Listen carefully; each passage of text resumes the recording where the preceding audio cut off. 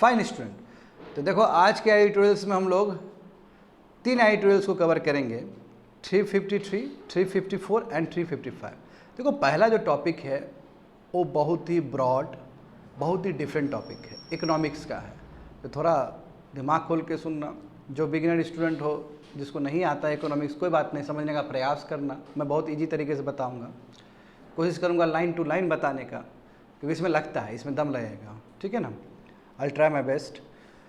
देखो इंडिया भी इंक्लूड हो चुका है जेपी मॉर्गन GBEM इंडेक्स में। तो समझेंगे पहले ये इंडेक्स का मतलब क्या होता है, और भारत जो इंक्लूड हुआ इस इंडेक्स में, तो भारत को क्या फ़ायदा होगा, भारत को क्या नुकसान होगा, उस चीज़ को समझेंगे। थोड़ा सा हल्का समझते हैं कि ये सब तुम्हारा गवर्नमेंट बॉन्ड है। जानते हो ऐसे भी इंडिया बेस्ट है गवर्नमेंट बॉन्ड इशू करने में। अब भारत का जो बॉन्ड जो सब्सक्राइबर है ज़्यादातर यही SBI सभी है, SBI है, म्यूचुअल फंड है, वही भारत सरकार का फंड खरीदता है, मतलब बॉन्ड खरीदता है। अब भारत सरकार पहली बार एक्सपेरिमेंट करने वाली है कि इंटरनेशनल लेवल पे अपना बॉन्ड को क्या कर रही है, इंक्लूड कर रही है, किसमें, जेपी मॉर्गन का ये इंडेक्स में।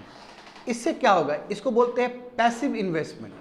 ये पैसिव बॉन्ड है। ये पैसिव बॉन्ड का मतलब क्या है स्टूडेंट, की डायरेक्ट इंडिया में फ्लो नहीं होगा पैसा, इनडायरेक्टली जरूर इंडिया में फ्लो होगा। और इसका फ़ायदा ये होगा कम से कम हमें, कम से कम मिनिमम 25 + 10 लगभग 35 बिलियन डॉलर का राहत मिलेगा भारत को। 35 बिलियन या मिलियन डॉलर होगा, अभी देखेंगे तो इसमें। तो इतना ज़्यादा यदि आपके पास सरप्लस आता है तो कम से कम गवर्नमेंट जो फिस्कल डिफिसिट कर रही है, गवर्नमेंट फिस्कल डिफिसिट को ब्रिज करने के लिए मार्केट बोरोइंग करती है ना, कन्या समृद्धि वाला पैसे से उठाती है ना, ओल्ड पेंशन स्कीम्स वाला पैसे से उठाती है, कम से कम वहाँ से पैसा नहीं उठाएगी और सरकार को फ़ायदा होगा कि बर्डन नहीं होगा। दूसरी बात ये है कि यदि सरकार मार्केट से उठा ले तो प्राइवेट सेक्टर को कम चांस मिलता है, कम स्पेस मिलता है पैसा उठाने का, फिर तो कम से कम अब प्राइवेट प्लेयर को भी मिलेगा मौका, यदि सरकार को इधर से पैसा मिल जाए तो ये एक बेहतरीन उपाय है। और ये स्टार्टिंग होगा तुम्हारा वही 2024 से, और 2025 मिड 2025 होते होते 10% तक का तुम्हारा भारत सरकार का, हाँ, उसमें हो जाएगा, 10% का इंक्लूजन हो जाएगा। अच्छा, 10% का इंक्लूजन का मतलब क्या है, लगभग 260 डॉलर समथिंग यूनिट डॉलर आया, तो 260 लेट से 260 यूनिट है, वो बिलियन है कि मिलियन अभी देखेंगे, तो 26 भारत को राहत हो जाएगा, 25-26। और जब इधर आएगा तो FDI भी उस तरफ से कम 10 आने का संभावना है, तो लगभग 35 और 40 यूनिट डॉलर का भारत को फ़ायदा होने वाला है। मैं यूनिट इसलिए बोल रहा हूँ कि अभी थोड़ी देर में बताऊँगा वो बिलियन है कि मिलियन है, ठीक है। अभी समझ में नहीं आया होगा तुम लोग को, ठीक है, आना भी नहीं चाहिए, थोड़ी देर में और हम खुल के बताएंगे। नहीं आएगा, ऐसे नहीं समझ में आता है इकोनॉमिक्स। देखो 354 देखो, अच्छा मैं बिगिनिंग में भी बता रहा था ना ये चीज़ कि साउदर्न स्टेट्स बहुत आगे निकल गया है नॉर्दर्न स्टेट्स से, समझे ना। और जानते हो जो डिलिमिशन प्रोग्राम होगा 2026 के बाद ही होगा, और जो ह्यूमन रिजर्वेशन बिल जो पास हुआ है, जो एक्ट बना है, कॉन्स्टिट्यूशनल अमेंडमेंट एक्ट भी बन गया है, वो लागू करने के लिए कम से कम अभी बहुत समय है, कम से कम अभी 2026 का डिलिमिशन प्रोग्राम होगा, और बहुत जल्दी लागू होता है तो 2029 के लोकसभा से लागू होगा वो, उससे पहले मामला देखेंगे। ऐसे भी देखो जब फाइनेंस कमीशन जब पैसा डिस्ट्रीब्यूट करता है, वही हॉरिजॉन्टल और वर्टिकल डिस्ट्रीब्यूशन जब करता है, तो 41% स्टेट्स को मिल रहा है, जानते हो। एक स्टेट और दूसरे स्टेट में जो पैसा मिल रहा है उसमें भी तो पॉपुलेशन सब देखा जाता है, इनकम डिस्टेंस देखा जाता है। तो चलो उस समय तो साउदर्न स्टेट्स मान लिए कि चलो ऊपर का नॉर्दर्न स्टेट सब गरीब है, उसको पैसा मिल रहा है, मगर आने वाले समय में जब डिलिमिशन कमीशन का बैठेगा और जब कॉन्स्टिट्यूएंसी फिर से रीडिज़ाइन किया जाएगा on the basis of population, तो उस समय तो बहुत बड़ा विद्रोह होने वाला है साउदर्न इंडिया से। पता चला केरल को 2 ही सीट मिला, पता चला तमिलनाडु को बस 10 ही सीट मिल रहा है, और पता चला उत्तर प्रदेश को 100 सीट मिल रहा है, तो प्रॉब्लम हो जाएगा। अभी तक तो फाइनेंस कमीशन का ये चुप है, इन लोगों को लगता है कि ठीक है बिहार को ज़्यादा मिलना चाहिए एज़ कम्पेयर टू तेलंगाना, क्योंकि वो साउदर्न स्टेट तो खुद ही बहुत रईस है, समझे। तो वही मामला समझेंगे, ये भी बहुत ही विशाल रूप में दिया गया है। एंड लास्ट वन, आधार देखो one of the successful experiment है भारत का, और वर्ल्ड में भी काफ़ी अक्लेम्ड हुआ है, कि वर्ल्ड ने भी प्रेस किया है कि भारत से सीखो डेटाबेस बनाना। तो आधार जानते हो 120 करोड़ से भी ज़्यादा लोग का आधार है, 100 प्लस, मगर कंसर्न तो है। कंसर्न इसलिए है कि क्योंकि सरकार को तो सब कुछ पता चल जाएगा, सरकार को पता चल जाएगा। और अभी देखो कई लोग तो लेवलिंग भी कर रहे हैं, प्रोफाइलिंग भी बना रहे हैं। इसका प्रोफाइलिंग मतलब फिर टारगेटेड एडवर्टीजमेंट होना शुरू हो जाएगा। तो इसलिए जस्ट लाइक CAG और NPCI, इस बार मूडीज़ ने भी, मूडीज़ जानते हो ना, जो है ना क्रेडिट रेटिंग एजेंसी, मूडी ने भी ये कंसर्न फ्लैग किया है कि आधार पे थोड़ा और अच्छे से काम होना चाहिए और सेंट्रलाइज नहीं होना चाहिए, ये डिसेंट्रलाइज होना चाहिए, ये ब्लॉकचेन टेक्नोलॉजी से काम करना चाहिए। क्योंकि सेंट्रलाइज है तो किसी को भी पता चल जाएगा, इसमें हेरफेर हो सकता है, तुम्हारा डेटा जो प्राइवेसी है वो नहीं रहेगा। समझ में आ रहा है तुम लोग को क्या बोल रहे हैं? समझने की कोशिश करना, बहुत डिफिकल्ट, तीनों ही डिफिकल्ट है, ठीक है ना। वो पहले वाला एडिटोरियल नहीं है ये, इसमें दिमाग लगेगा, बहुत टेक्निकल एडिटोरियल से ये सब। तो CAG ने पहले भी ये कंसर्न जाहिर किया था और मूडीज़ भी अभी कंसर्न जाहिर कर रहा है। तो कैसे काम करना चाहिए? ब्लॉकचेन टेक्नोलॉजी से काम कर, जानते हो ब्लॉकचेन टेक्नोलॉजी से जो काम होगा तो वो इसका इंक्रिप्शन बहुत तगड़ा रहता है। ब्लॉकचेन से जो बिटकॉइन चलता है ना जी, उसमें बहुत अच्छे से, उसमें कोई चोरी नहीं कर सकता उस डेटा को। जैसे बहुत सारा कंट्री किया है, इस्टोनिया भी किया है, बहुत सारा कंट्री किया है। तो मूडी यही बोला है कि बहुत सारा कंट्री किया है तो इंडिया को भी करना चाहिए, ठीक है। तो अब समझेंगे, अभी डोंट वरी, अभी ब्रॉडर वे में देखेंगे, ये जाएगा, लंबा क्लास जाएगा ये। आगे देखो 353 GS paper 3 economic development government budgeting, ठीक है। ये बिजनेस लाइन पेपर में आया था 23 सितंबर को। अब यहाँ पे देखते हैं स्टूडेंट, जैसे कि मैंने कहा है कि मैं आराम से बताऊंगा इसको। देखो इंडिया इंक्लूड हो जाएगा, ठीक है, फ्रॉम जून 2023, नहीं फ्रॉम जून 2024 होगा एक्चुअल में, ठीक है ना। जून 2000, क्योंकि 2023 तो अभी बीत गया ना, 2024 है एक्चुअली। 2024 से इंक्लूड होगा और 2025 तक जाते जाते, मिड 2000 यानी कि अगस्त 31 अगस्त तक जाते जाते 2025 तक 10% इंक्लूजन हो जाएगा। तो इंक्लूजन क्या होता है समझो यहाँ पे। इंडिया इंक्लूजन होगा, उसमें JP Morgan emerging market index में, ये इंडेक्स है। देखो ये क्या है, मैं थोड़ा ब्रीफली बता देता हूँ इसमें होगा क्या ब्रीफली, उसके बाद मैं सब चलता हूँ। देखो ये इंडेक्स है, जैसे गवर्नमेंट का जितना भी बॉन्ड है ना, गवर्नमेंट का बॉन्ड यहाँ पे डाला जाता है, ठीक है। जैसे इसमें और भी बहुत सारे कंट्री का बॉन्ड है इसमें, तो भारत सरकार का भी बॉन्ड रहेगा इसमें। अब ये क्या है कि पैसिव तुम्हारा बॉन्ड होगा। पैसिव बॉन्ड का मतलब क्या है कि जैसे कोई भी आदमी इन्वेस्टर जो होगा पैसा यहाँ पे डालेगा तो वो ये नहीं देखेगा कि इंडिया का बॉन्ड कितना परफॉर्म कर रहा है या साउथ अफ्रीका का बॉन्ड कितना परफॉर्म कर रहा है। कलेक्टिवली जो परफॉर्म होगा उस हिसाब से उसको बेनिफिट मिलेगा। अरे गेटिंग में। और जैसे इंडिया अभी इंक्लूड हो गया तो इंडिया को फायदा क्या हुआ कि जैसे मान लो कि 260 अभी यहाँ पे आएगा वर्ड, अच्छा देखो हाँ बिलियन है एक्चुअली। लेट से ये टोटल जो बॉन्ड हो, टोटल जो फंड होगा वो 260 बिलियन डॉलर का होगा, 260 बिलियन डॉलर का, समझो अच्छे से समझो, 260 बिलियन डॉलर का होगा। 2025 तक जाते जाते अगस्त 2025 तक भारत कितना इंक्लूड करेगा? 10%। तो 10% इंक्लूजन का मतलब होता है स्टूडेंट कि लेट से इसमें 260 बिलियन डॉलर का राशि जमा हो गया इस इंडेक्स में, जहाँ पे भारत भी उसका हिस्सा है। समझ गए ना, क्योंकि भारत अपना बॉन्ड जारी कर रहा है वहाँ पे और कुछ नहीं। इंक्लूड करने का मतलब क्या, government bond is there in that index. Investment हो रहा है, बाहर से इन्वेस्टमेंट कर रहा है वहाँ पे, समझ में आ रहा है ना, इन्वेस्टमेंट हो रहा है, पैसा आ रहा है। तो लगभग 260 बिलियन डॉलर। अब भारत सरकार का 10% इंक्लूजन है, यानी कि भारत सरकार की तिजोरी में कितना पहुँच रहा है? 26 बिलियन डॉलर। अब यदि वो भारत सरकार वो पैसा को टैप कर सकती है, पैसा को ले सकती है। और इससे क्या हुआ कि हालांकि ऐसा नहीं है कि हमने पहले कोशिश नहीं किया, पहले भी कोशिश किया था, गवर्नमेंट बॉन्ड जारी हो रहा था, मगर बाहर से लोग उतना इंटरेस्ट नहीं दिखा रहे थे। जो फॉरेन पोर्टफोलियो इन्वेस्टर लोग होता है ना, वो गवर्नमेंट का बॉन्ड नहीं खरीदना चाहिए। ऐसे भी हमारा बॉन्ड मार्केट जानते हो डिपेंड नहीं है उतना, कई बार बता चुके हैं क्लास में कि हमारा बॉन्ड मार्केट उतना डिपेंड नहीं है। बॉन्ड मार्केट मतलब भारत सरकार कागज़ अपना दस्तावेज जारी कर रही है तो उसको खरीदने वाला बाहर का लोग सब उतना नहीं है जितना हमारा इंडिया का ही इन्वेस्टर लोग खरीद लेता है। और इंडिया का भी कौन खरीदता है? SBI सब खरीदता है, SBI खरीदता है, और पेंशन वाला वो खरीदता है, यही सब खरीदता है, LIC वाला वही सब खरीदता है। हाँ वही सब खरीदता है, जो कॉमन आदमी के बीच में भी नहीं पहुंच पाता है।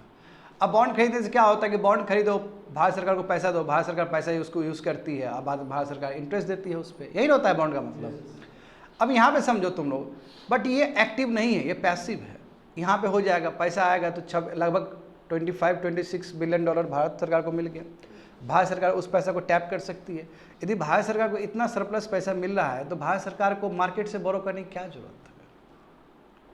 तो भारत सरकार को कितना लाभ हुआ। एट द सेम टाइम ये डॉलर में, ऑब्वियसली डॉलर में होगा, बाहर का है तो इतना मिलेगा। तो इतना हमारे पास यदि इंडिया के मार्केट में डॉलर रहे तो करेंसी अप्रिसिएशन और डिप्रिसिएशन का भी कोई प्रॉब्लम नहीं। जो अचानक करेंसी हमारा घट जाता है तो उसका भी स्ट्रेंथन हो जाएगा बढ़िया से। जो आज हमारा करंट अकाउंट डिफिसिट हो रहा है उसको भी ब्रिज करने में हेल्प हो जाएगा। अब मैं ये नहीं बताना चाहूँगा बच्चे लोग करंट अकाउंट डिफिसिट क्या होता है, क्योंकि वो अंदर जाएंगे तो फिर डेप्थ में चले जाएंगे, उतना नहीं संभव है। समझते जाओ, समझ गए ना ये। और at the same time 25 billion dollar आप 25 to 26 बिलियन डॉलर आपने टैप कर लिया, ठीक है। एट द सेम टाइम एक रास्ता बाहर से भी खुलेगा एफडीआई का। तो ये होने की वजह से अब देखो हमारा प्रचार प्रसार होगा ना, यहाँ पे देखो तो हमारा गवर्नमेंट बॉन्ड का प्रचार प्रसार हो रहा है यहाँ पे जेबी मॉर्गन में। तो एट द सेम टाइम जब प्रचार प्रसार होगा तो इधर से भी एक्टिव इन्वेस्टमेंट भी आएगा, क्योंकि प्रचार प्रसार हो गया, स्ट्रक्चर बढ़ गया हमारा। तो इधर से भी लगभग अनुमान लगाए जा रहे कि 10 बिलियन डॉलर का यहाँ पे भी इन्वेस्टमेंट होगा। तो भारत सरकार को कितना फायदा है, इधर से 25-26, इधर से 10, तो लगभग 30 से 35 बिलियन डॉलर कहीं नहीं जाएगा हमारा, आई मीन रहेगा हमारे पास। हाँ एफडीआई आएगा, वो एक्टिव इन्वेस्टमेंट है, फिर वो डायरेक्ट है, एक्टिव इन्वेस्टमेंट है। तो यदि हम सोचो 35 बिलियन डॉलर सरप्लस हम कर लेते हैं तो जो सरकार को जाना पड़ रहा था अपना फिस्कल डिफिसिट को ब्रिज करने के लिए मार्केट बोरोइंग, वो नहीं करना पड़ेगा। अब कितना फायदा होगा प्राइवेट प्लेयर को इससे। प्राइवेट प्लेयर को ये क्योंकि अभी फाइट क्या है कि सरकार ही पैसा बोरो कर लेती है मार्केट से। जब सरकार बोरो कर लेती है तो प्राइवेट प्लेयर को बहुत कम स्पेस मिलता है बोरो करने के लिए, ये जानते हैं इस बात को हम।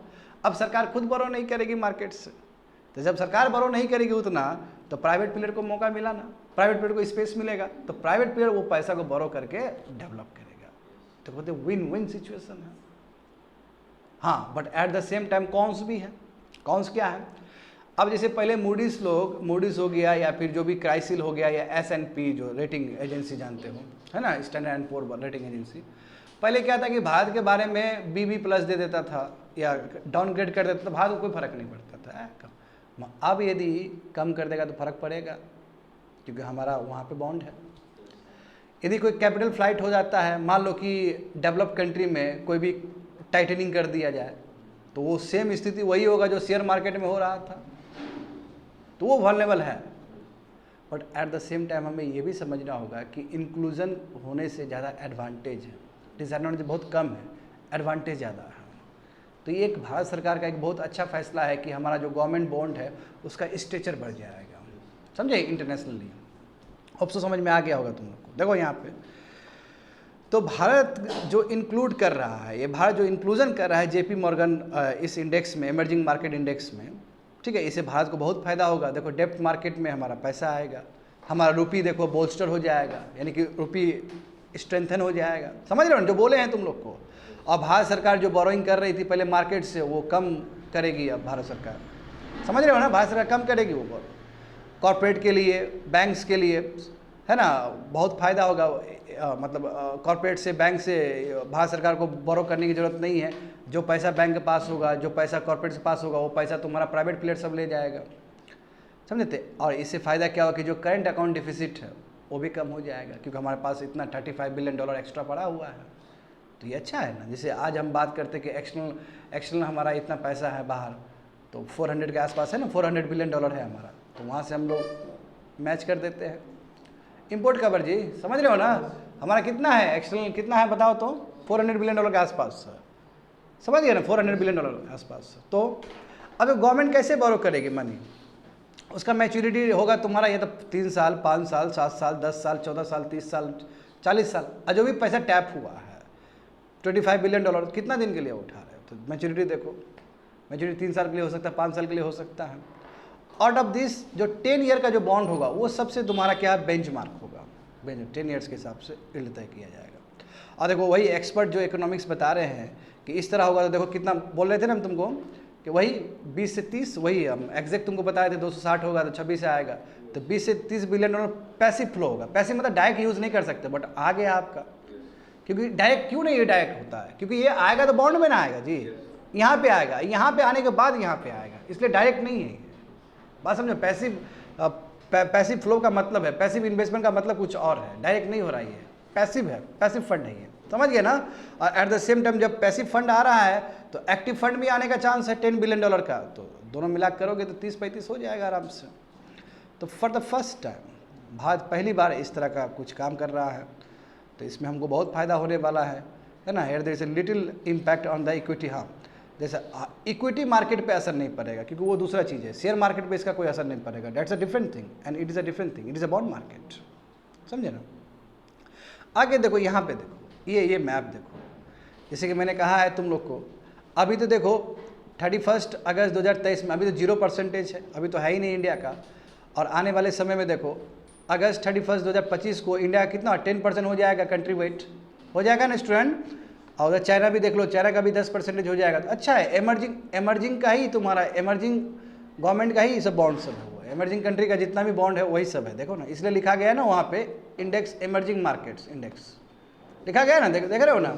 हाँ, इसलिए जितने भी देखो, जैसे आप ब्राज़ील हो, चाहे मलेशिया हो, चाहे मैक्सिको हो, थाईलैंड है, सब एमर्जिंग इकोनॉमिक्स है, सब डेवलपिंग कंट्रीज है, उसी सब का रहेगा वो। यहाँ पे देखो स्टूडेंट, हाँ टेढ़ा है, तुम लोग कोशिश करो, थोड़ा बहुत भी 5% भी समझ गए तो बहुत ज़्यादा है तुम लोग के लिए। देखो यहाँ पर JP Morgan government bond index emerging markets is a benchmark index that tracks the performance of local currency bond issued by the emerging market governments. आखिर ये है क्या, ये जो बॉन्ड है वो बॉन्ड ट्रैक करती है कि गवर्नमेंट का बॉन्ड किस तरह परफॉर्म कर रही है। जैसे शेयर मार्केट में भी देखते हो ना, ट्रैक करती है कंपनी कैसे परफॉर्म कर रही है। तो सिमिलरली ये जो इंडेक्स में तो बहुत सारा ब्राज़ील का है, इंडिया का है, चाइना का है, इधर का है, उधर का है, बहुत सारा कंट्रीज़ का है। तो इसमें ये तय होता है कि वो कंट्री सब कैसे परफॉर्म कर रहा है, और जो कंट्री बेटर परफॉर्म कर रहा है उसको लाभ है। और इसमें जो आदमी इन्वेस्टर है ये सोच के नहीं लगा रहा है कि इंडिया का इतना शेयर है उतना है, जो भी लगाएगा इंडिया को भी फ़ायदा मिलेगा इसका, जो भी लगाएगा चाइना को भी फ़ायदा मिलेगा इसका। That's called it is a passive flow, इसलिए ये पैसिव फ्लो है। बात समझे ना। देखो ये कोई नया चीज़ नहीं है, जून 2005 को ही लॉन्च हुआ था स्टूडेंट, समझे। एंड फर्स्ट कम्प्रिहेंसिव, पहली बार ऐसा है कि comprehensive global local emerging market index, यानी कि जो एमर्जिंग मार्केट का पहली बार इस तरह सब साथ में आके इंडेक्स बनाया है। ये 2004 में ही लॉन्च हुआ था। जैसे कि मैंने कहा है तुम लोग को, भारत इंक्लूड होगा जून 2024 को, और 2025 तक जाते जाते तुम्हारा 0 से लेके तुम्हारा 10% का इंक्रीज़ हो जाएगा, समझे। वहाँ बताएगा कि 10 मंथ का पीरियड है, 1% से हम स्टार्ट करेंगे इंक्रीमेंट, और लगभग मार्च 31 2025 तक मैक्सिमम 10% तक पहुँच जाएंगे, समझ गए ना। तो 1% इंक्रीज़ करते करते करते करते 10 मंथ तक हम 10% छू जाएंगे। आगे देखो, तो JP Morgan announcement detail at 73% of benchmark investor in favour of the country inclusion. हाँ, इसमें बोला जाए कि लगभग 73% वाले जो इन्वेस्टर सब है वो फेवर में कि यस इंक्लूजन होना चाहिए, मतलब लोग बोल रहे हैं कि नो इंक्लूजन बेटर है, it will give you better result. और देखो लगभग मैंने कहा ना कि $240 बिलियन का ये ट्रैक करेगा, ये तो $240 बिलियन है ना, $240 बिलियन है। और उसमें 10% भारत को कितना मिलेगा पैसिव फ्लो, तो $24 बिलियन, वही 24, 25, 26 लगभग, समझ गए। इतना ट्रैक करता है वो, लगभग इतना तुम्हारा 20, इसका वैल्यूएशन बताया जा रहा है कि इतना फंड उसमें जमा रहेगा। तो एट प्रेजेंट देखो, अब देखो भारत का अपना बॉन्ड मार्केट कितना बड़ा है, 330 बिलियन डॉलर का है भारत का। भारत सरकार भी तो अपना बॉन्ड जारी करती है। तो अच्छा, हमारा अंदर अच्छा है, इंडिया के अंदर हमारा बॉन्ड मार्केट ठीक है। हमारा बॉन्ड मार्केट भी जो सब्सक्राइब करता है वो भी तो फाइनेंशियल इंस्टीट्यूशन है, कॉमन आदमी नहीं कर पाता है, ना ही बाहर का इन्वेस्टर करता है, उतना कॉन्फिडेंस है ही नहीं इंडिया के ऊपर। तो इसमें यदि हम इसमें शामिल होंगे तो हमारा कॉन्फिडेंस हमें मिलेगा, बहुत अच्छे से कॉन्फिडेंस मिलेगा कि भारत का बॉन्ड के ऊपर बाहर के लोग भी इंटरेस्टेड होंगे। ऐसे अभी हम खोले हैं मगर बाहर के लोग इंटरेस्टेड नहीं है हमारे ऊपर। अभी जो भी है सब डोमेस्टिक प्लेयर ही है, और डोमेस्टिक प्लेयर में भी सेलेक्टेड प्लेयर सब है, SBI सब है, LIC सब है, समझ गए। बाहर का है वो दूसरा है, इससे कोई लेना देना नहीं है, हाँ एक्सटर्नल नहीं है। अब देखो व्हाट आर द एडवांटेज, क्या एडवांटेज होगा तो मैं तुमको पहले ही बता चुका हूँ। जैसे देखो अभी इंश्योरेंस कंपनी, म्यूचुअल फंड, यही लार्जेस्ट बरोबर है हमारा, गवर्नमेंट बॉन्ड्स को, वही खरीदता जाता है, वही जो मैं बोल रहा था। इससे क्या हुआ कि अब हमारा जो गवर्नमेंट बोरोइंग, इससे क्या गवर्नमेंट बोरोइंग कॉस्ट बढ़ जाता है, समझे ना, एडिशनल सोर्स ऑफ फंड। अब क्या है कि अभी तो ये खरीद रहा है, अभी ये भी खरीदना शुरू कर देगा, हम यहाँ इंक्लूड करेंगे तो हमको एक्स्ट्रा पैसा मिल जाएगा, number one. Corporate borrowers will also benefit, corporate है, प्राइवेट प्लेयर्स, उसको बहुत फायदा होगा, क्योंकि भारत सरकार को यदि यहाँ से पैसा मिल रही है, जो मैंने बोला है पहले ही, भारत सरकार को यदि इस तरफ से पैसिव इनफ्लो हो रहा है और इधर से $10 बिलियन आ रहा है, तो भारत सरकार के पास तो बहुत पैसा है। तो अब मार्केट बोरोइंग करने की ज़रूरत नहीं है उस लेवल पे, आराम से जितने प्राइवेट प्लेयर्स हैं वो आराम से मार्केट से बोरो कर सकते हैं और वो अपना खर्च कर सकते हैं, जितना वो खर्च करेंगे उतना ही इकोनॉमिक ग्रोथ करेगा। समझ गए ना, वही चीज़ बताया गया है, टोटल वही चीज़ बताया गया। देखो हाँ, डेफिसिट, और हम फ़ायदा क्या होगा कि जो करंट अकाउंट डेफिसिट है उसको भी हम ब्रीच कर पाएंगे। जो प्रेशर है, रुपये के ऊपर हमेशा प्रेशर रहता है ना, कैपिटल फ्लाइट हो जाता है, हमारा रुपये बहुत डिप्रिशिएट कर जाता है। पहले मान लो कि $1 = 80 रुपया था, अचानक घट के 90 रुपया हो जाता है, तो वो सब चीज़ नहीं होगा। क्यों नहीं होगा?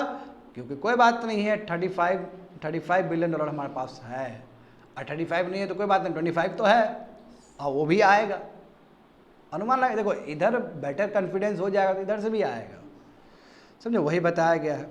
तो देखो इससे क्या होगा कि $24 बिलियन आएगा, तो कम से कम हमारा 81 बिलियन करंट अकाउंट डिफिसिट का हमारा जो ब्रिज है उसको काफ़ी हद तक वो कम कर देगा। समझ गए ना, क्योंकि करंट अकाउंट जानते हो डिफिसिट में ही चलता है। अभी देखो करंट अकाउंट डिफिसिट तुम्हारा 2.5% ऑफ GDP है, तो फिर तो काफ़ी हद तक ये उसको ब्रिज कर देगा। आगे देखो, हाँ, हमारा देखो बॉन्ड मार्केट जो कि अभी तक उतना डिपेंड ही नहीं है ना, बॉन्ड मार्केट हमारा उतना डिपेंड नहीं है अभी भी। बॉन्ड मार्केट देखते हो ना, इसलिए कितना प्रेशर होता है। अभी भी देखो जो यूनिवर्सल बैंक है वही पैसा दे रहा है इंफ्रास्ट्रक्चर के लिए। यदि बॉन्ड मार्केट डिपेंड होता तो बॉन्ड जारी करके पैसा उठा के हम इंफ्रास्ट्रक्चर बनाते। तो जो बॉन्ड मार्केट डिपेंड नहीं है, ये करने से डिपेंड होने का चांसेस ज़्यादा है। समझ गए student? At the same time यदि भारत ऐसा करता है तो आने वाले समय में हम ब्लूमबर्ग और FTSE इंडेक्सेस में भी शामिल हो सकते हैं। ये भी वर्ल्ड वाइड इंडेक्सेस सब है, तो यहाँ यदि बेहतरीन परफॉर्मेंस हो गया तो यहाँ पे भी करेंगे, तो यहाँ भी करेंगे तो वहाँ से भी इन्वेस्टमेंट आएगा, तो अच्छा है। ठीक है, तो इससे फ़ायदा क्या होगा कि जो this will give you long term source of financing, है ना, मैच्योरिटी 10 साल के लिए ले लिए, 20 साल के लिए लिए, इतना पैसा मिल गया, खर्च करते रहो बैठ के, तो बहुत फ़ायदा होगा कि नहीं होगा भारत सरकार के लिए। हाँ, मगर एडवांटेज जब होता है तो डिसएडवांटेज भी आता है, मानते हो ना इस बात को? डिसएडवांटेज भी होगा, डिसएडवांटेज मैंने बता दिया है। जैसे मान लो कि लेमैन लाइक क्राइसिस आ गया। लेमैन क्राइसिस जानते हो 2007 और 2008 का, जिसकी वजह से सब बैंक का हालत ख़राब हो गया। मैं इंडिया उस समय बच गया था। इंडिया इसलिए बच गया क्योंकि इंडिया इंक्लूजन नहीं हुआ था कहीं पे भी, बाहर से हम बचे हुए थे, छत हमारा एकदम बढ़िया से वो लगा हुआ था, बैरियर था अच्छे से। मगर इस समय यदि भारत का बॉन्ड यदि कहीं पे बाहर शामिल हो तो गवर्नमेंट का वो, तो समझ रहे हो ना, यहाँ कुछ भी होगा तो इधर दिक्कत हो सकता है। मगर जो एक्सपर्ट बोलते हैं कि इतना नहीं सोचना है, इतना नहीं सोचना है, क्योंकि एडवांटेज ज़्यादा है इसका डिसएडवांटेज से। तो वही लिखा गया कि लेमैन क्राइसिस में जानते हो तुम लोग कि बहुत स्थिति बुरा हो गया था, और यदि अब इंडियन बॉन्ड्स इसका हिस्सा बनता है तो कैपिटल फ्लाइट होने का चांस बहुत ज़्यादा है। क्योंकि जानते हो कैपिटल फ्लाइट हो जाए, पैसा सब उड़ के चला जाएगा अपने जगह पे। यही ना होता है जी, जब बहुत बड़ा क्राइसिस आता है, इकोनॉमिक क्राइसिस, तो पैसा सब निकाल लेता है, और उसमें यदि पैसा निकाल ले तो भारत के पे असर पड़ेगा। एक्सपर्ट यही बोलते हैं कोई दिक्कत नहीं है, इट्स फाइन। हाँ, डोमेस्टिक पॉलिसी ऑल्सो, हाँ, अब भारत सरकार किस तरह पॉलिसी कर रही है उसको भी ट्रैक किया जाएगा बाहर, क्योंकि यदि भारत का बॉन्ड बाहर है तो बाहर का लोग ट्रैक करेगा ही नहीं कि गवर्नमेंट किस तरह का पॉलिसी चला रही है, क्योंकि उससे डायरेक्ट रिलेटेड है वो। तो अब हो सकता है कि इंटरवेंशन मिले, बार बार इंटरवीन करे बाहर के लोग सब, क्रेडिट रेटिंग एजेंसी करे, और यदि क्रेडिट रेटिंग एजेंसी हमको कम रैंक दे दिया है तो भारत के क्रेडिबिलिटी पे फर्क पड़ेगा। जब भारत की क्रेडिबिलिटी पे फर्क पड़ेगा तो फिर FDI जो आ रहा था वो भी कम हो जाएगा, और प्लस ये जो हम बढ़िया से जो ले रहे थे 3 साल 5 साल 10 साल का जो मैच्योरिटी, उस पर असर पड़ सकता है। और हो सकता है बोल सकता है कि भारत इतना डिजर्व नहीं करता है जितना वो लगा रहा है, इंक्लूजन कर रहा है, अब भारत को इतना नहीं मिलना चाहिए, तो ये वाद विवाद हो सकता है उस समय। समझ गए ना, यही चीज़ है। थर्ड में भी वही बताया गया है कि FPI का बिहेवियर आप जानते हो, कभी भी पैसा उठ के चला जाता है, क्योंकि जानते हो कि जो वेस्टर्न सेंट्रल बैंक्स है वो टाइटनिंग कर देता है ना, वहाँ पे रिपो रेट बढ़ा दिया, रिपो रेट बढ़ाता तो कैपिटल फ्लाइट हो जाता है ना, तो सिमिलरली यहाँ पे भी तो हो सकता है। आखिर वो लोग क्यों इन्वेस्ट कर रहा है? वो लोग इन्वेस्ट इसलिए कर रहा है ताकि इंटरेस्ट रेट ज़्यादा मिले उन लोग को, यही ना होता है मीनिंग। ऐसे फालतू में तो कोई इन्वेस्ट नहीं करता पैसा। अब मान लो कि वहाँ पे कैपिटल टाइटनिंग हो गया, वहाँ पे इंटरेस्ट रेट बढ़ा दिया गया, तो हो सकता है कैपिटल फ्लाइट हो जाए, कैपिटल फ्लाइट हो जाए तो हो सकता है इंडिया को असर पड़े। बात समझो, वही चीज़ लिखा गया है। जैसे तुम्हारा इक्विटी मार्केट में, शेयर मार्केट में हो सकता है, उसी तरह यदि सेंट्रल बैंक क्वांटिटी टाइटनिंग करे तो असर पड़ सकता है भारत को भी।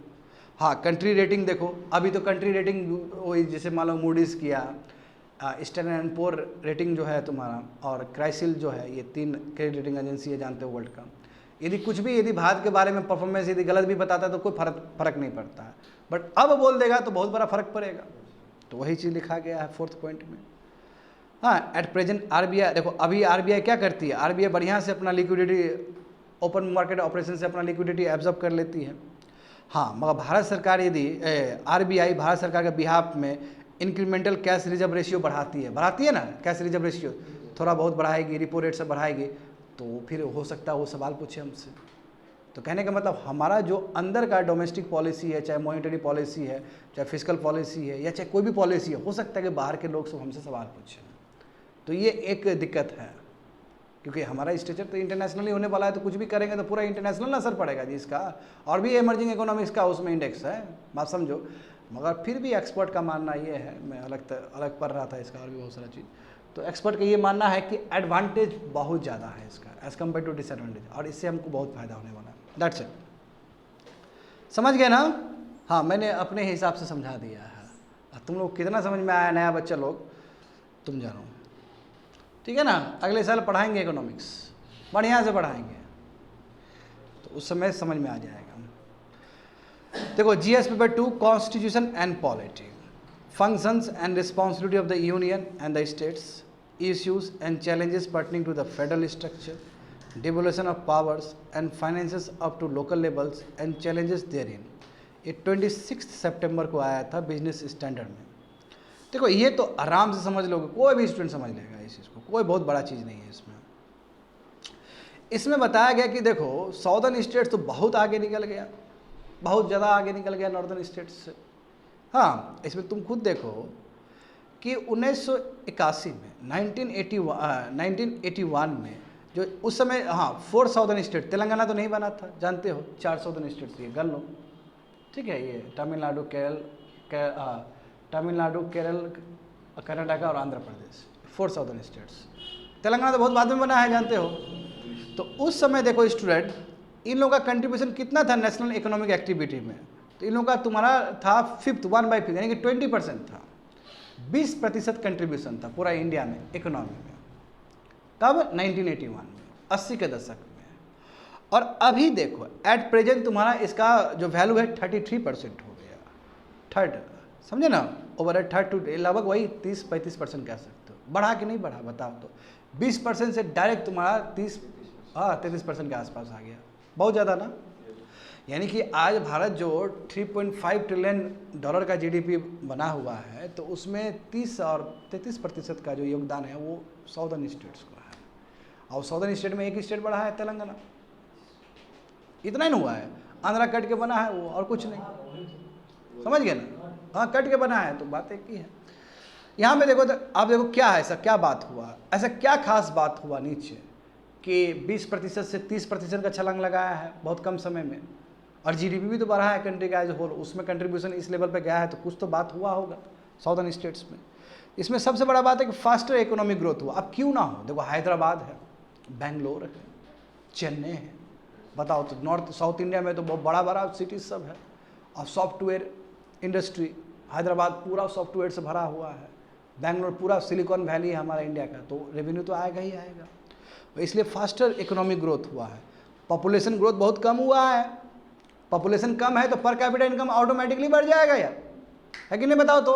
पॉपुलेशन कम है तो पर कैपिटा इनकम ऑटोमेटिकली बढ़ जाएगा, तो ये चीज़ फ़ायदा हुआ है। इसलिए साउदर्न इनकम ज़्यादा हो गया, बहुत ज़्यादा हो गया, 2 and 5 times, हाँ, 2 या 2 से अधिक टाइम तुम्हारा ज़्यादा है as compare to northern states या पोरर स्टेट्स। इनफैक्ट देखो, indeed south does better than even Maharashtra and Gujarat. Maharashtra और गुजरात से भी बेटर परफॉर्म किया है साउदर्न इंडिया ने, ठीक है, खाली बोलने वाला चीज़ नहीं है, आंकड़ा के साथ समझो चीज़ों को। तो साउदर्न स्टेट्स ने बेटर परफॉर्म किया इनफैक्ट तुम्हारा महाराष्ट्र और तमिलनाडु से भी। अच्छा, इकोनॉमिक्स में तुम लोग को बताया गया था तमिलनाडु का मॉडल कितना तगड़ा है। हाँ, तमिलनाडु आगे है, बहुत ही बेहतरीन स्टेट है। अब यहाँ पे देखो, यहाँ पे कितना बढ़िया कंपेयर किया गया है। कर्नाटका का जो पर कैपिटा इनकम है बच्चे लोग, वो 5 टाइम्स ज़्यादा है बिहार से। अब समझो, तुम समझो। और तेलंगाना का जो तुम्हारा पर कैपिटा इनकम है वो 4 टाइम ज़्यादा है उत्तर प्रदेश से। तो क्या मुकाबला होगा जी? वही तो हम अपना एक्सपीरियंस शेयर कर रहे थे कि बिहार में गरीब ही गरीब लोग हैं। अब वहाँ पे वो गरीबी दिखा ही नहीं, थोड़ा सा नहीं दिखा हमको। और हम वहाँ पे भी बोल रहे थे ये बात कि बिहार बहुत गरीब है और ये राज्य बहुत समृद्ध है, बहुत समृद्ध है वो राज्य। देखो तेलंगाना का तुम्हारा पर कैपिटा इनकम 4 टाइम ज़्यादा है उत्तर प्रदेश से। उत्तर प्रदेश कितना बड़ा लैंड है ना।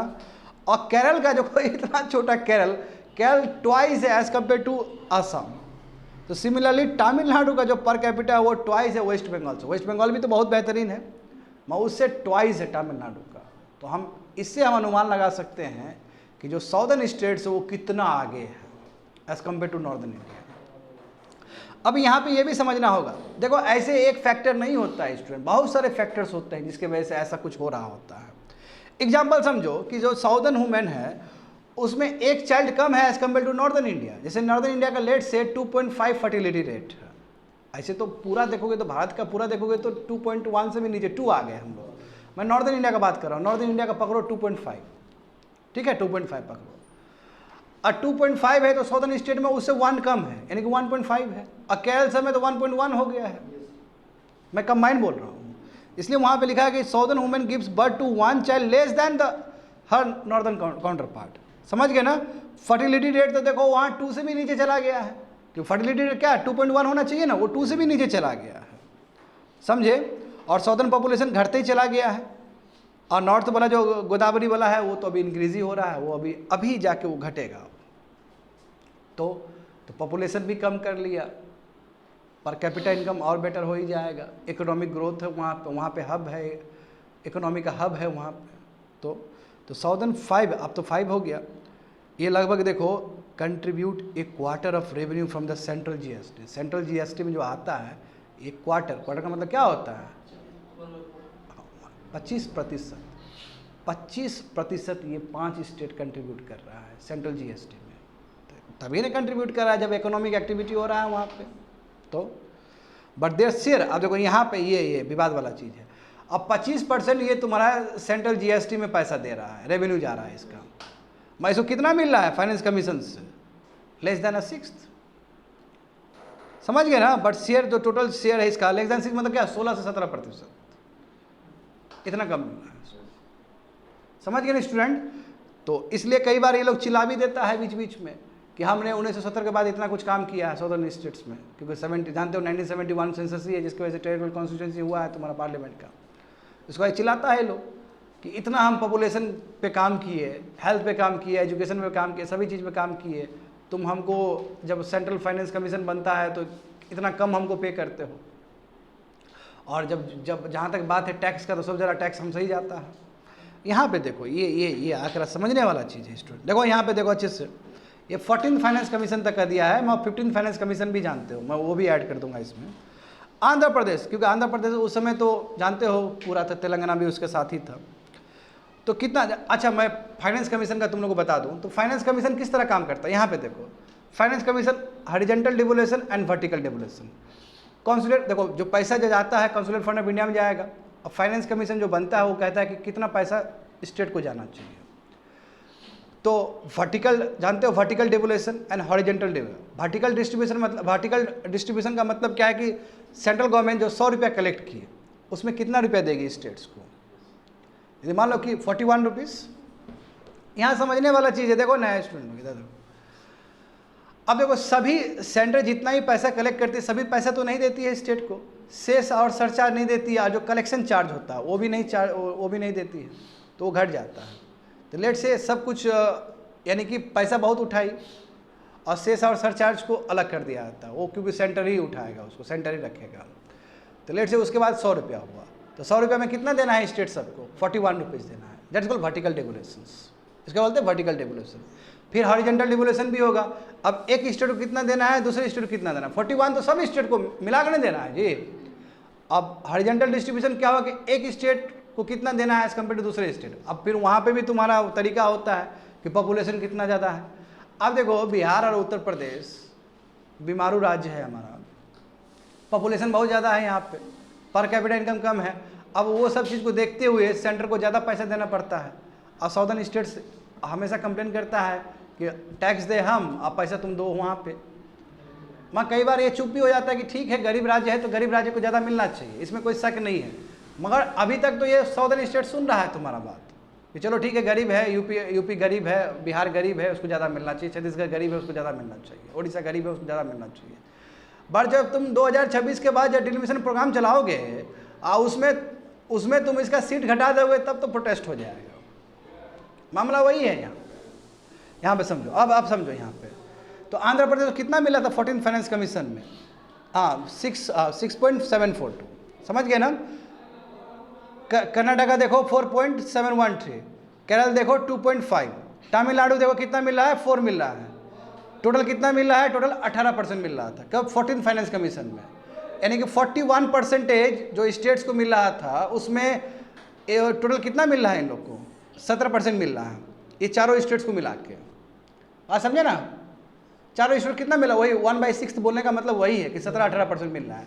और अभी भी देखोगे 15th फाइनेंस कमीशन में भी वही 16-17% ही है। बात समझ में आ गया ना ये चीज़?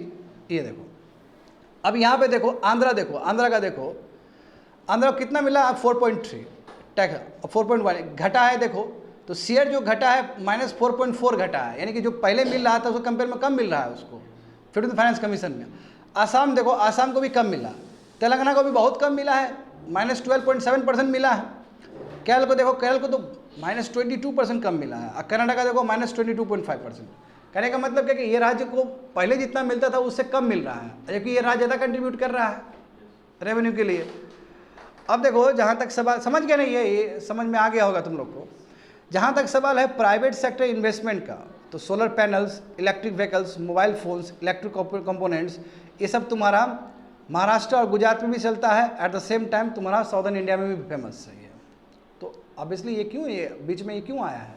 बीच में इसलिए आया क्योंकि इससे इकोनॉमिक एक्टिविटी चलता है स्टूडेंट, समझे। और देखो सबसे इम्पॉर्टेंट ये है, ये समझना है तुम लोग को।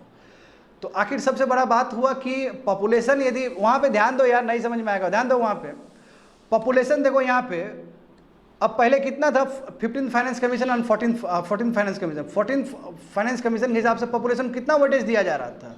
लगभग 27.5%। वो घट के 15% कर दिया गया, क्योंकि नहीं तो बाजी मार लेगा तुम्हारा नॉर्दर्न इंडिया, तो घटा के कितना कर दिया? 15% कर दिया। हाँ एरिया देखो, एरिया अभी भी 15% है, समझ गए ना। इसके बेसिस पे पैसा दिया जाएगा स्टेट्स को, बात समझो। इनकम डिस्टेंस पहले कितना था? 50, अभी 45 कर दिया गया, थोड़ा कम कर दिया गया। बहुत ज़्यादा कम नहीं किया गया, थोड़ा सा ही कम किया गया है। तो अभी भी किसको फ़ायदा होता है? नॉर्दर्न स्टेट्स को फ़ायदा होता है, समझ गए ना। अब देखो 41% बताए थे ना 15th फाइनेंस कमीशन में, 41% है।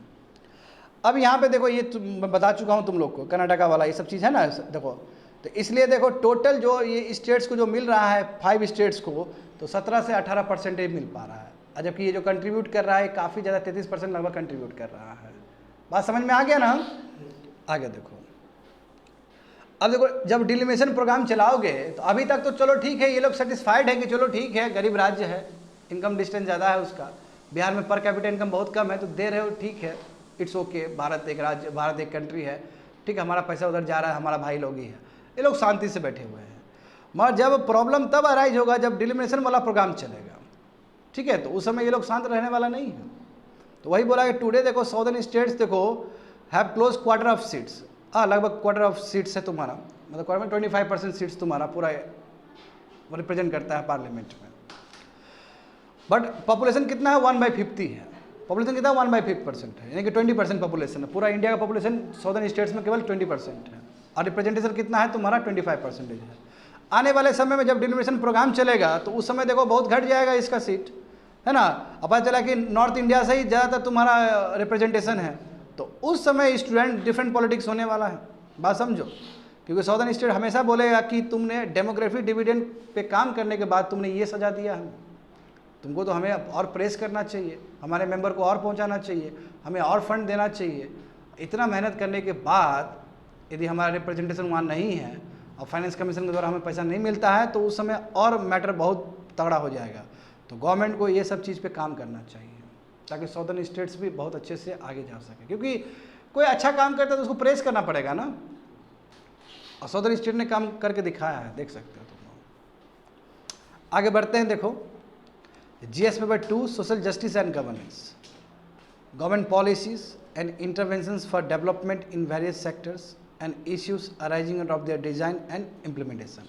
ये हिंदू पेपर में आया था 25 सितंबर को।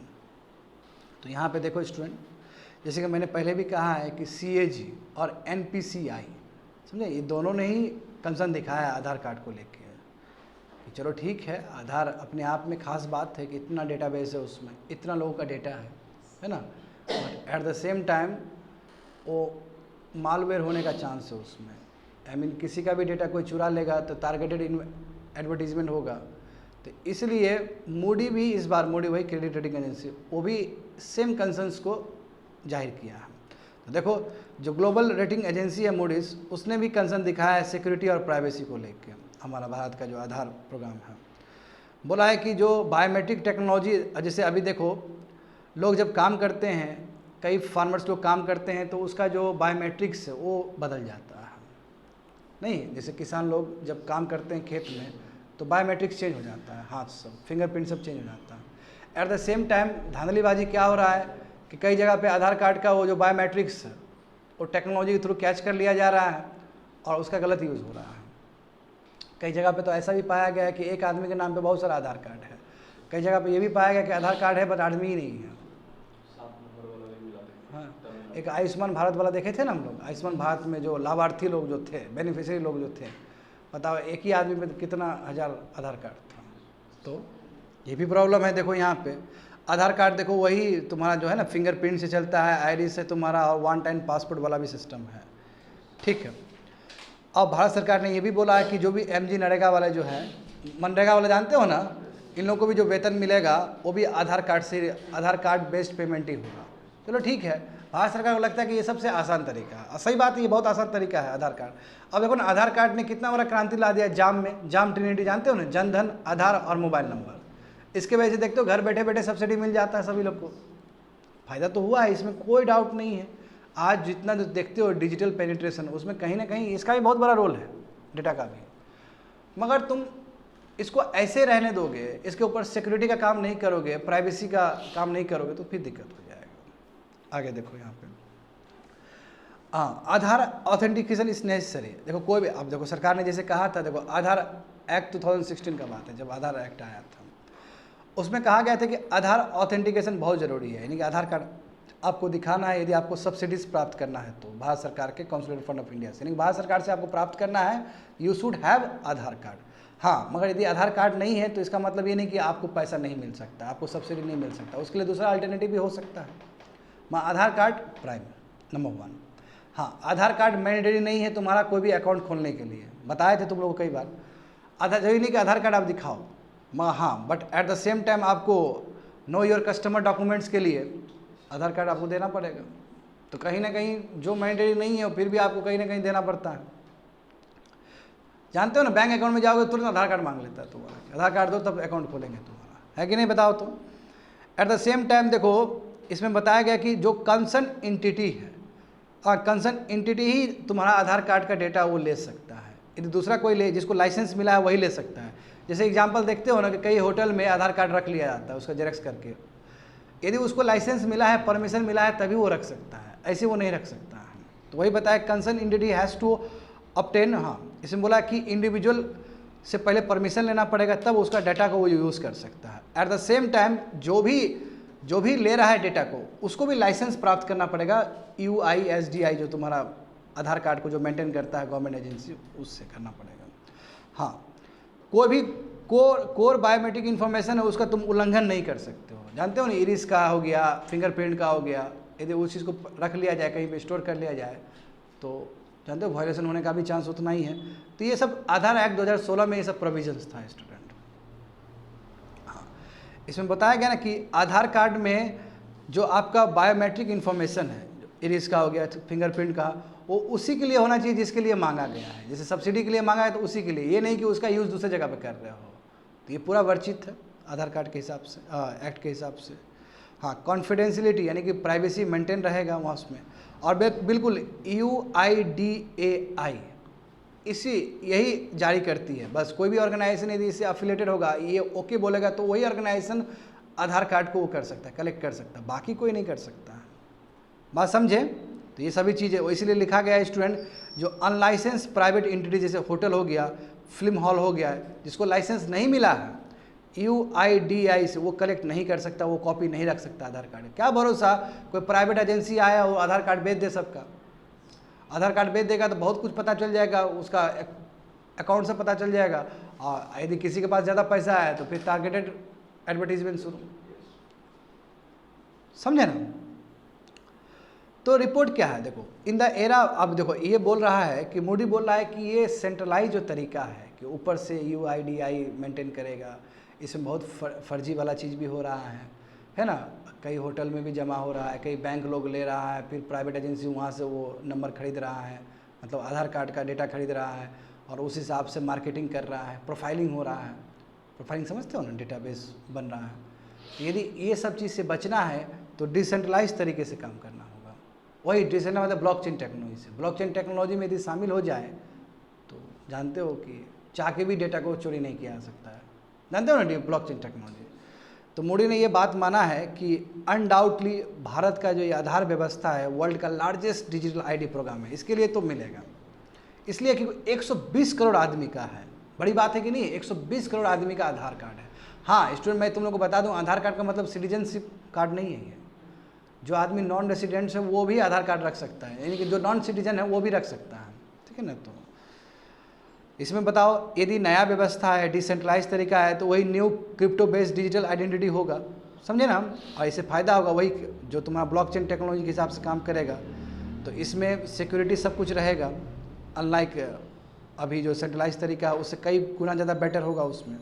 तो मोदी ने कहा है कि सेंट्रलाइज आईडी सिस्टम होना चाहिए, just like digital wallets. Digital wallets कोई भी चोरी नहीं कर सकता है आपका, तो उसी तरह होना चाहिए, हाँ, ताकि ऑनलाइन फ्रॉड से आदमी लोग बचे रहें। ऐसा है क्या कि पहली बार मोदी ने बोला है? नो, इससे पहले भी CAG ने ये सेम चीज़ बोला है। CAG का रिपोर्ट देखोगे 2022 का, तो उसमें बोला है कि ना ही UIDAI और ना ही कोई तुम्हारा दूसरा एजेंसी ठीक से काम कर रहा है, उनको पता ही नहीं ठीक से, हाँ, ना ही इंक्रिप्शन एल्गोरिदम जो होता है वो ठीक से नहीं कर पा रहा है, वो बात समझे, ठीक से बचा नहीं पा रहा है। हो सकता है कि वल्नरेबिलिटी हो सकता है और वहाँ पे उसका डेटा वगैरह चोरी होने का चांस है, ये तुम्हारा 2022 की रिपोर्ट में उसने बोला है। हाँ, तो सेवरल रिपोर्ट्स पॉइंट देखो, और भी बहुत सारे रिपोर्ट है, जैसे देखो UIDAI का टेक सेंटर देखो, उसमें बोला है कि लगभग 4.75 लाख डुप्लीकेट आधार नंबर्स तुम्हारा कैंसिल किया गया नवंबर 2019 में। तो सोचो डुप्लीकेट नंबर है सब, तो इसका मतलब धांधलीबाजी हो रहा है। NPCI के हिसाब से लगभग 6 करोड़ तुम्हारा फाइनेंशियल फ्रॉड हुआ है because of the Aadhaar cards. तो धांधलीबाजी भी तो हो ही रहा है। यदि ये डिसेंट्रलाइज आईडी हो जाए स्टूडेंट, जैसे मोदी बोल रहा है, तभी धांधलीबाजी नहीं होगा और बेटर हो सकता है हमारा, समझे। तो मोर देन देखो 200 सेंट्रल और स्टेट गवर्नमेंट वेबसाइट देखो, बताओ ये सब आधार बेनिफिशियरी का नाम भी पब्लिश कर दिया, तो आराम से प्राइवेट एजेंसी वहाँ से उठा के आराम से ले लेगा इसको। बात समझ रहे हो ना। अब लाभार्थी बोल के पूरा वेबसाइट में, सेंट्रल गवर्नमेंट का वेबसाइट में, स्टेट गवर्नमेंट का वेबसाइट में पूरा भर दिया है, तो आराम से प्राइवेट एजेंसी सब वहाँ से उसका डेटा यूज़ कर सकता है, फिर गलत हो जाएगा। तो in recent times spotlight verse देखो, इसलिए बोल रहे हैं कि अभी रिसेंट टाइम में डिसेंट्रलाइज वाला सिस्टम पे गया है। एग्जांपल देखो कैटलोनिया, वही स्पेन का जो जगह है जो इंडिपेंडेंट होना चाह रहा है बहुत सालों से। कैटलोनिया स्पेन का जो जगह है, कैटलोनिया हो गया, अजरबैजान हो गया, जानते हो अजरबैजान, नागोर्नो कराबाख का जो बताए थे, है ना, एस्टोनिया, वो सब ने डेवलप कर लिया इस तरह का ब्लॉकचेन बेस्ड टेक्नोलॉजी है उसका, तो डेटा चोरी ही नहीं हो सकता है। एस्टोनिया देखो, एस्टोनिया तो सेल्फ सॉवरेन आइडेंटिटी बनाया है, बिल्कुल। तो इससे क्या है कि सिटीजनशिप को बहुत अपने डेटा के ऊपर फुल कंट्रोल करने का मौका मिलता है। बट इंडिया में ऐसा है ही नहीं, हमारा डेटा पता चला कि सरकार यूज़ कर रहा है दूसरे पर्पज़ से, वेरी बैड। तो सेंट्रलाइज सिस्टम में तो स्टूडेंट वही बात है कि आपका ठीक से प्राइवेसी मेंटेन नहीं किया जाएगा, समझे। पता चला कि सरकार ने कलेक्ट किया इस रीजन से, अब प्रोफाइलिंग हो रहा है दूसरे रीजन से, थर्ड पार्टी को दे दिया प्रोफाइलिंग करने के लिए। और थर्ड पार्टी मतलब हो सकता है फेसबुक हो, हो सकता है दूसरा एजेंसी हो और पूरा वो जात उत निकाल दिया, कास्ट निकाल दिया, फिर कास्ट पॉलिटिक्स हो रहा है। तो सेंट्रलाइज नहीं होना चाहिए, कहने का मतलब ये हुआ, समझ गए ना। तो हाउ डिड कैसे वर्क करता है तो मैं बता चुका हूँ तुमको, ये DID यानी कि तो डिसेंट्रलाइज आईडी वाला सिस्टम जो है वो पूरी तरीके से ब्लॉकचेन टेक्नोलॉजी पे काम करता है। एंड ब्लॉकचेन टेक्नोलॉजी जानते हो, ब्लॉकचेन टेक्नोलॉजी कभी भी उसको इनक्रप्ट नहीं किया जा सकता है, तो बहुत ही सेफ है वो। आगे देखो, तो decentralise ID also pose some challenges. हाँ, थोड़ा चैलेंजेस होगा, मगर चैलेंजेस होने के बावजूद भी ज़्यादा बेटर है ये डेटा प्राइवेसी के मामले में, डिजिटल कंसर्न उसके मामले में ज़्यादा बेटर है। क्योंकि अभी जो हो रहा है सेंट्रलाइज में हो रहा है, क्या हो रहा है कि तुम्हारा CCTV कैमरा से है ना, तुम्हारा आइरिस का वो कॉपी हो जा रहा है, फिंगरप्रिंट कोई चोरी कर ले रहा है, और जो मेरा फिंगरप्रिंट है वही तो बिगड़ जा रहा है काम करने की वजह से, वो भी बिगड़ जा रहा है, तो फिर उसको सब्सिडी नहीं मिल रहा है। तो सभी को देखा जाए तो डिसेंट्रलाइज आईडी सबसे बेस्ट उपाय है। हम मानते हैं कि थोड़ा बहुत लूपहोल्स है उसमें, मगर ज़्यादा उसमें एडवांटेज है, तभी तो कैटोलेनिया, इस्टोनिया, ये सब कंट्री सब बहुत अच्छे से अडॉप्ट किए हैं। That's it.